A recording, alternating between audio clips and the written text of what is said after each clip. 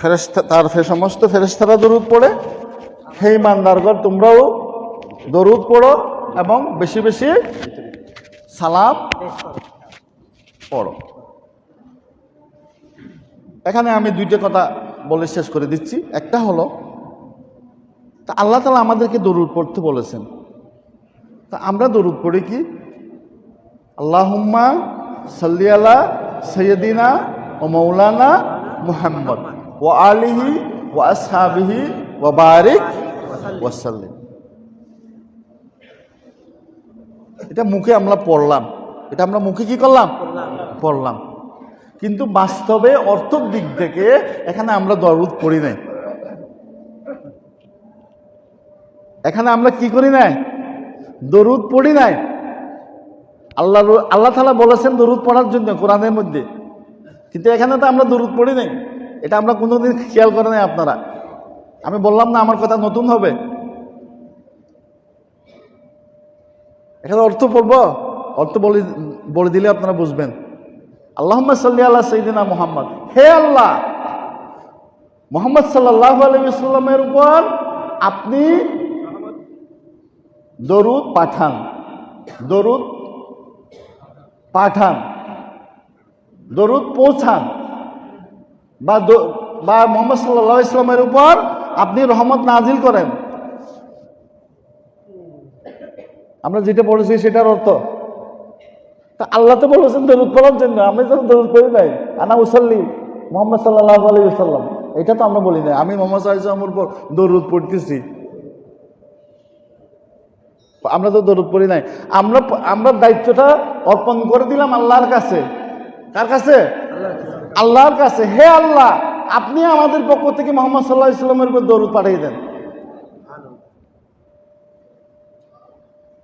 আমি কি ভুল বলতেছি না শুদ্ধ বলছি না অশুদ্ধ বলতেছি? এখানে আমার চেয়ে আমাকে পড়াতে পারবে এরকম লোক এখানে উপযুক্ত লোক আছে। কথা বুঝতেছেন? আমাকে পড়াতে পারবে এরকম যোগ্য লোক এখানে আছেন। আমি কোনো ভুল বলতেছি? আমরা তো দরুদ পড়ি নাই। আমরা রাসূল আল্লাহর উপর ছেড়ে দিলাম, আল্লাহর উপর ছেড়ে দিলাম। প্রথমে বলেছিলাম এটা একটা কথা। 2 নম্বর হলো আল্লাহ দরুদ পড়েন, আল্লাহ দরুদ পড়েন। সবাই বলে যে আল্লাহর রহমত নাজিল করেন, আমি বলেছি আল্লাহ দরুদ পড়েন।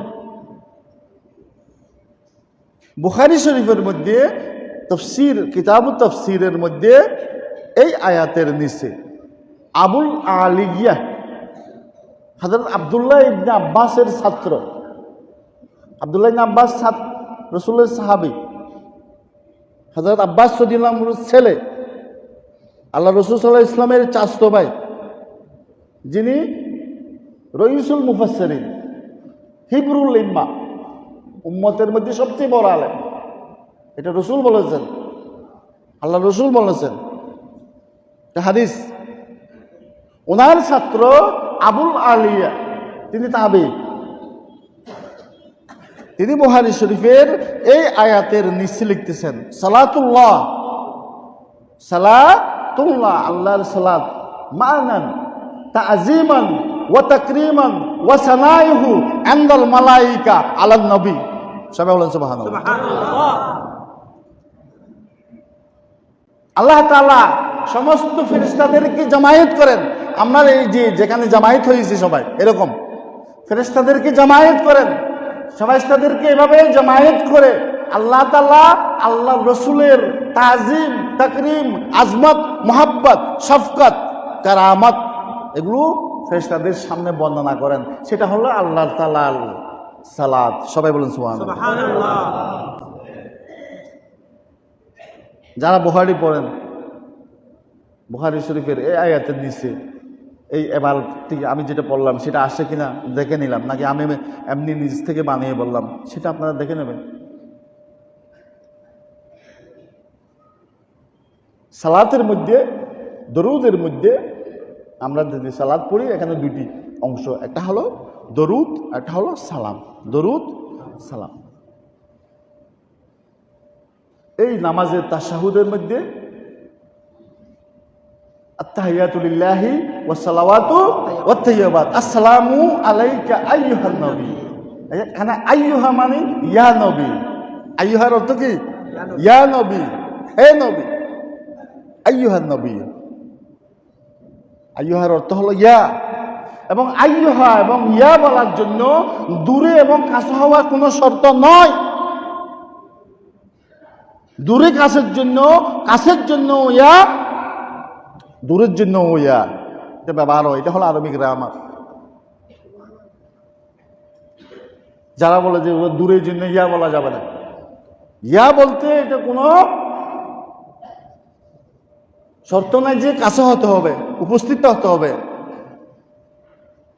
দূরে থাকলে বলা যাবে না, এরকম কোনো গ্রামার নাই, এরকম কোনো ব্যাকরণ নাই। দূরের জন্য ইয়া, কাছের জন্য ইয়া। যেই দরুদ নামাজে না পড়লে, রসুলের উপর সালাম না পড়লে নামাজ আদায় হবে না। নামাজের মধ্যে আমি নামাজে দাঁড়াইছি, সূরা ফাতিহা পড়ছি, অন্য সূরা পড়তেছি, এখানে একজন লোক আসলো, আসসালামু আলাইকুম বলা যাবে? বলা যাবে না। আবার কেউ আমাকে সালাম দিল, আমি নামাজে, আসসালামু আলাইকুম, আমি বললাম ওয়ালাইকুম আসসালাম, বলা যাবে না। কেউ সালাম দিলে, সালামের জবাব দিলে নামাজ ভেঙে যাবে। নামাজ কি হয়ে যাবে? ভেঙে যাবে। কিন্তু সেই নামাজের মধ্যে, যেই নামাজের মধ্যে সালাম দিলে, সালামের জবাব দিলে নামাজ ভেঙে যাবে, সেই নামাজের মধ্যে, একই নামাজ, ওই নামাজের মধ্যে রসুলকে যদি সালাম দেওয়া না হয় তাহলে সেই নামাজ হবে না। সবাই বলেন সুবহানাল্লাহ। রসুলের আজমত, রসুলের মর্যাদা, রসুলের মর্তবা, রসুলের শান, রসুলের ইজ্জত, রসুলের তাকরীম, রসুলের তাহরিম, এ কেমন? নামাজের মধ্যে রসুলকে সালাম দিতে হবে। নামাজের মধ্যে সালাম রাখা হয়েছে, সালামের মধ্যে নামাজ রাখা হয় নাই। সালামের মধ্যে নামাজ রাখা হয় নাই, নামাজের মধ্যে সালাম রাখা হয়েছে। এটা কিভাবে? প্লেট, মেহমান আসলে আমরা মেহমানকে প্লেট দিই, তো খালি প্লেট দিলে হবে? মেহমানকে যদি, একজন মেহমান আসলো আমার কাছে, আমি তাকে যদি একটা খালি প্লেট দিই সামনে, তো মেহমানদারি হবে? প্লেটের মধ্যে কি দিতে হবে? নাস্তা দিতে হবে, আঙ্গুর দিতে হবে, মুসাম্বি দিতে হবে, আপেল দিতে হবে, কমলা দিতে হবে, বিস্কুট দিতে হবে, চানাচুর দিতে হবে, যে কোনো একটা জিনিস দিতে হবে, যার কাছে যা আছে দিতে হবে। তদ্রূপ নামাজ হলো প্লেট, ওই প্লেটের মধ্যে রাখা হয়েছে দরুদ, সালাম।